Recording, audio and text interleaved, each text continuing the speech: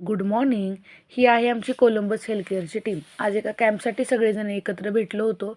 छान नाश्ता वगैरे केला आणि मस्त इथं नाश्ता वगैरे करून आम्हाला निघायचं होतं पुढे कॅम्पसाठी. इकडे मॅडम अगदी कट टू कट हे करून बिल पे करत होत्या.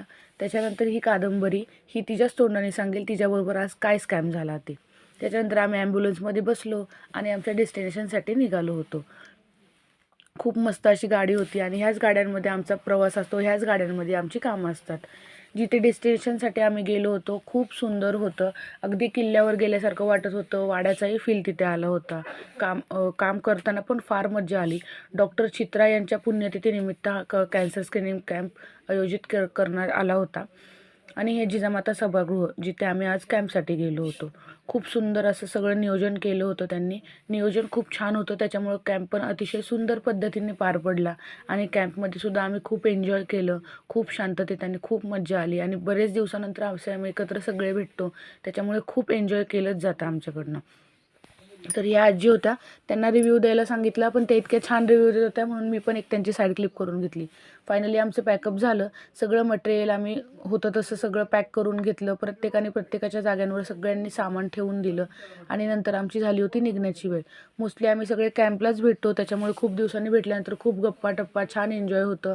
टीम भरपूर मोठी झालेली आहे आता, फ्रेंड सर्कल पण वाढत गेलेलं आहे. इकडं सगळं फायनल चर्चा चालली होती. कॅम्प कसा झाला, कोणी काय काम केलं, कोणाचं काय असं सगळी चर्चा चालली होती.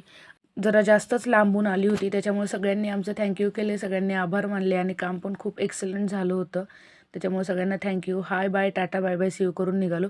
ह्या मॅडमला जरा फेमस व्हायचं आहे, त्याच्यामुळे त्यांना ब्लॉगमध्ये घेतले आवर्जून बाय करण्यासाठी. आणि फायनली आम्ही निघालो होतो. ह्या सगळ्या जालना, विदर्भ ह्या साईडच्या पोरी आहेत. त्यांनी ळचा ड करून टाकलाय म्हणून आम्ही त्यांची मज्जा घेत होतो.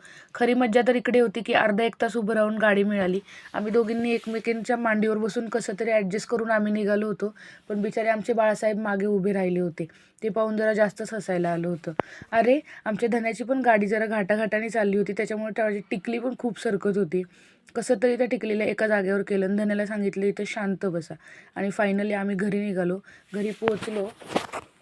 गाडीमध्ये कसं तरी ॲडजस्ट करून आम्ही गेलो होतो. ब्लॉग कसा वाटला कमेंट करून सांगायला विसरू नका. तोपर्यंत बाय.